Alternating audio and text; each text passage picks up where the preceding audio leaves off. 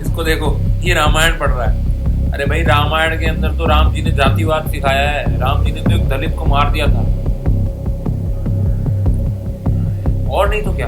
राम जी तो anti feminist थे भाई। सीता माँ की कितनी बार परीक्षा ली, अग्नि परीक्षा ली उनकी। अरे भाई, राम जी ने तो बाली को पीछे, पेड़ के पीछे छुप के मारा।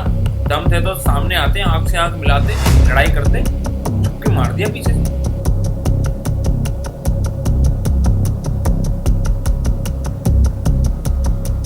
अच्छा ठीक है, आप बताइए आप लोग क्या पढ़ते हैं? हम लोग तो देखिए फिल्म फेयर पढ़ते हैं। ठीक है, धन्यवाद। दोस्तों, क्या राम राज्य के अंदर जातिवाद फैलाया जाता था? क्या रामायण हमको कास्ट सिस्टम का ज्ञान देती है? आइए देखते हैं। दोस्तों, पिछले कई सालों में ऐसे कई सारे सेकुलर बुद्धिजीवी बाहर आए हैं जो कहते हैं कि रामायण जो है, रामायण हमको जातिवाद सिखाती है। राम जी जो है वो तो जातिवाद सिखाते क्या है, वो तो कास्ट के रूप में वो जो है डिस्क्रिमिनेशन करते थे। अच्छा, और इसका डिस्क्रिप्शन हम लोग जब पूछते हैं कि भाई इसका डिस्क्रिप्शन कहाँ है, तो रामायण में डिस्क्रिप्शन मिलता है। तो क्या डिस्क्रिप्शन मिलता है? तो देखिए, राम जी ने शंभुक ऋषि को मारा था। अच्छा, क्यों मारा था?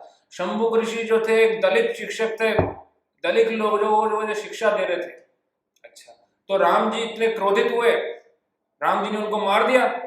दलित लोगों को तो अधिकार ही नहीं है शिक्षा लेने का। क्या ऐसा है? बिल्कुल भी नहीं। हम रामायण के अंदर अगर इसका डिस्क्रिप्शन देखें तो ऐसा कहीं भी डिस्क्रिप्शन नहीं मिलता। इवन हम रामायण के अंदर जाते हैं, उत्तरकांड चैप्टर नंबर 76, इसके अंदर हमको इसका वर्णन मिलता है। शंभुक ऋषि जो कि तपस्या कर रहे थे, जिनको ये लोग कहते हैं कि एक एजुकेटर थे, एजुकेशन दे रहे थे दलित लोग। तो शंभुक जी तपस्या कर रहे थे। क्या तपस्या कर रहे थे? पेड़ से उल्टा लटके हुए थे और नीचे आग लगाई हुई थी और उसका जो धुआं था उसको पी रहे थे। अच्छा, और इस धुआं को पीते हुए राम जी आए और राम जी पूछते, भाई क्या क्या तपस्या कर रहे हो? तो बोलते, मैं ये घोर तपस्या इसलिए कर रहा हूँ कि मुझे इंद्रलोक को प्राप्त करना है, मुझे स्वर्ग का भोग करना है। ये उनका मोटिव था। और ये लोग कहते हैं कि इनका मोटिव एजुकेशन देना था। तो मेरे भैया जी, ये बताइए रामायण में कहाँ पे शंभुक ऋषि बोल रहे हैं कि मेरा मोटिव एजुकेशन देना है? इससे 3 चैप्टर पहले, चैप्टर नंबर 73 के अंदर हमको ये भी डिस्क्रिप्शन मिलता है कि इनके गलत इंटेंशन से तपस्या के कारण एक छोटे से बालक की मृत्यु हो गई और इसी के कारण राम जी ने इनको मार दिया। लेकिन भला हो उन मार्क्सिस्ट बुद्धिजीवियों का जिनके कारण लोगों को पता ही नहीं है कि राम जी ने क्यों वध किया। हमारे दिमाग में ये तो भर दिया गया कि राम जी ने दलित को मारा, लेकिन क्यों मारा वो किसको पता है? किसी को नहीं पता। दोस्तों, लोग आए दिन रामायण के ऊपर बिना रामायण को पढ़े सवाल उठाते हैं कि राम जी तो जो है वो कास्ट सिस्टम फैलाते हैं, राम जी जो है वो दलितों पर अत्याचार करते हैं, राम राज्य जो है बिल्कुल गलत है, नहीं होना चाहिए। आपने कहाँ पे पढ़ा इसे? मुझे ये बताइए। अच्छा, पढ़ा नहीं है लेकिन हम बोलते हैं, ये हमारा ओपिनियन है, दिस इज आवर ओपिनियन। लेकिन कुछ लोग कहते हैं कि नहीं यार, लेकिन शूद्र को ही क्यों मारा? अच्छा ठीक है, रामायण के अंदर सबसे बड़ा विलन कौन है? रावण। रावण कौन था? रावण था। अच्छा, परशुराम जी ने 31 बार पूरी पृथ्वी के ऊपर से किनको खत्म किया था? क्षत्रियों को खत्म किया था कि नहीं?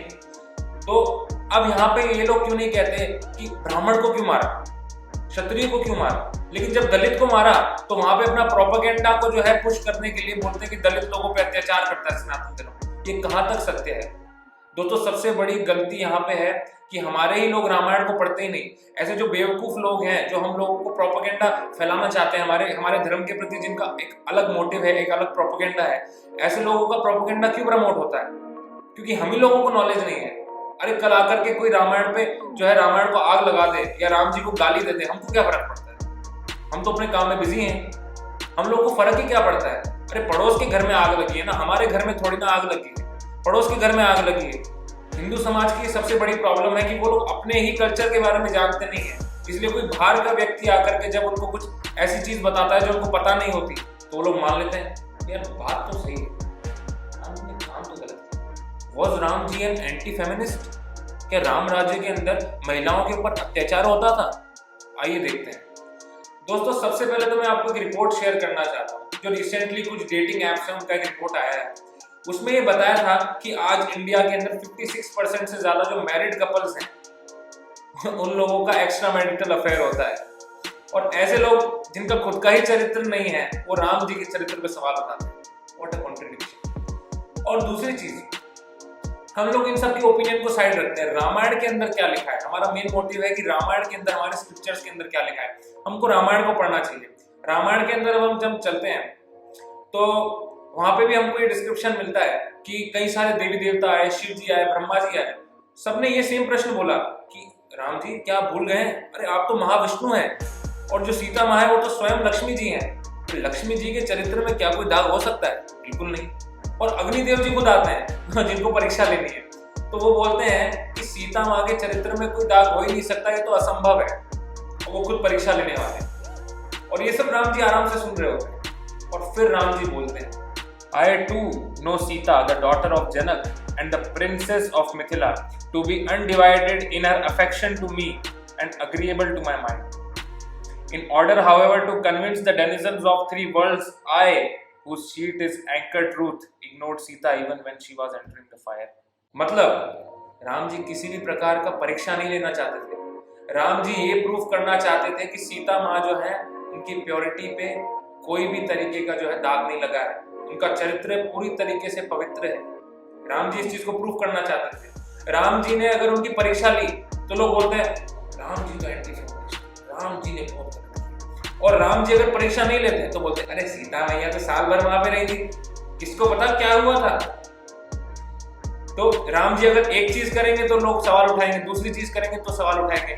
इन लोगों का मेन मोटिव ही यह है कि राम जी को डिफेम किया जाए, क्योंकि इन लोगों को तकलीफ है ना राम जी से, इन लोगों को तकलीफ है सनातन धर्म से।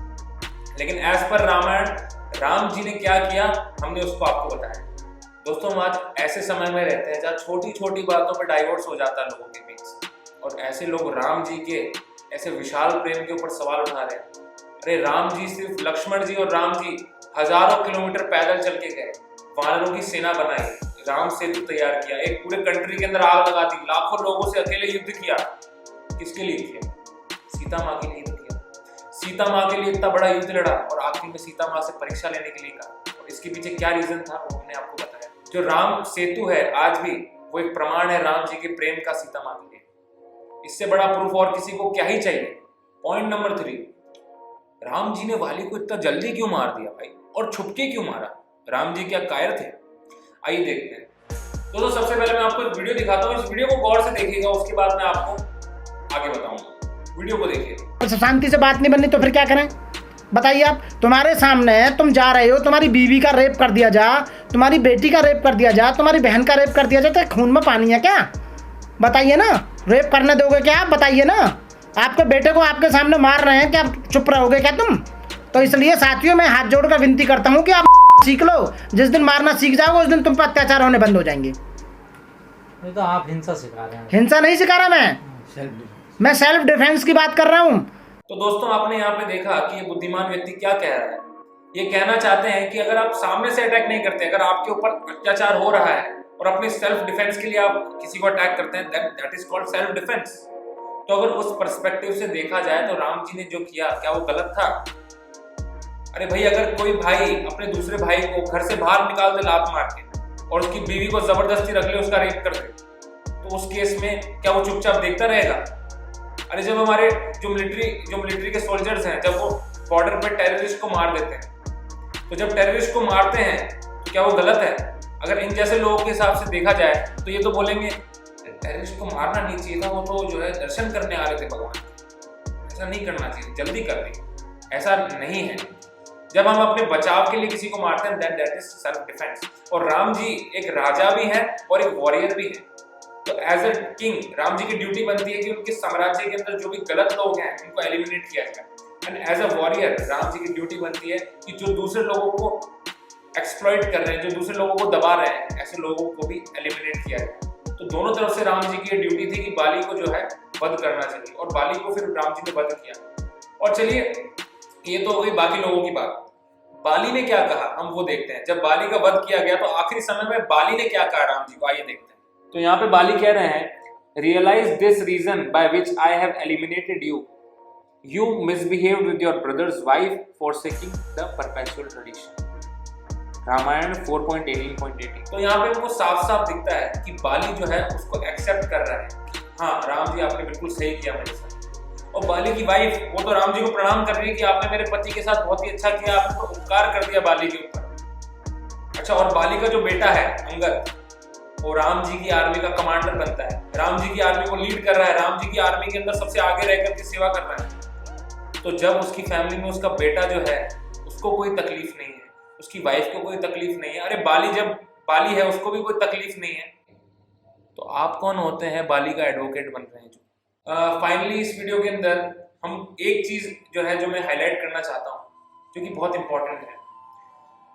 दोस्तों, आजकल कई लोग हैं जो रामायण के ऊपर सवाल उठाते हैं, हमारे शास्त्रों के ऊपर सवाल उठाते हैं, बोलते हैं कृष्ण जी ने ये कर दिया, राम जी ने ये कर दिया, इसने वो किया, उसने वो किया, हिंदू शास्त्र मनुस्मृति गलत है, वैदिक शास्त्र जो है साइंटिफिक नहीं है, ये वो उल्टा सीधा जो भी है फला टिक्का।